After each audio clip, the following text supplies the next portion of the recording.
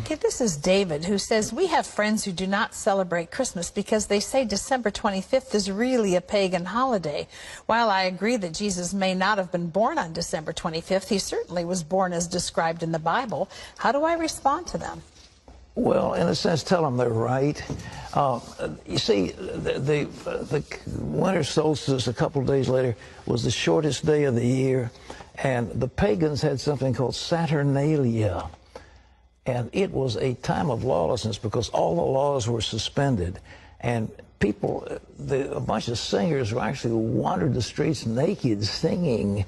And then they had orgies, sexual orgies. It was a mass thing. Well, when the Catholic Church came along in Italy, the Romans and others didn't want to give up their holidays. So they said, okay, we'll Christianize it. And so they said, okay, we'll say the birth of Jesus was the 25th of December. And then there was a monk who began to add it up. You see, if you read in Luke, it says there's a census taken when Quirinius was governor and so forth and so on.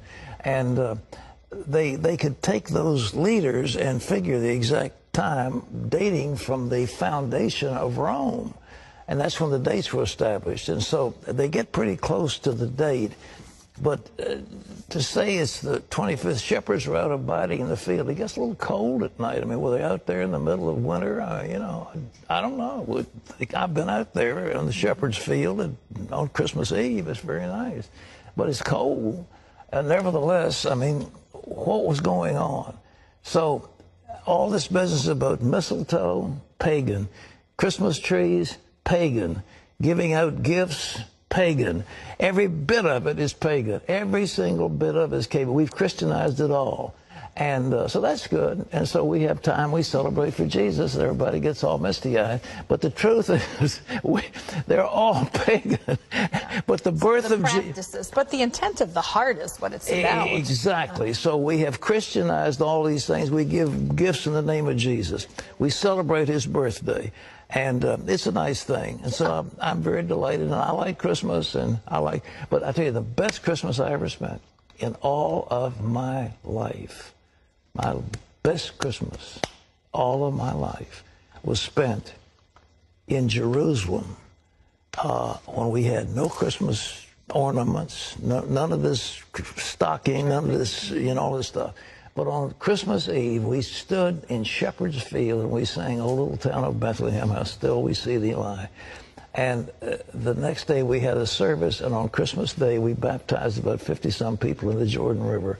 That was a wonderful Christmas. Amen. All right. Okay, thanks for those questions. I hope I didn't shock you. I'm not being irreverent, but it's the way it is. So when you putting your tree up? Huh? I finally got one of those fake trees, and it's beautiful. It's already pre-lit, and you just plug those little joints in, stick it up, and plug them in, and all of a sudden you've got a riot of light. I like all the decorations. The Founder's Inn is just loaded with decorations. It's very pretty, but pagan. But all to celebrate Jesus. Yeah, but Christianized pagan. All right.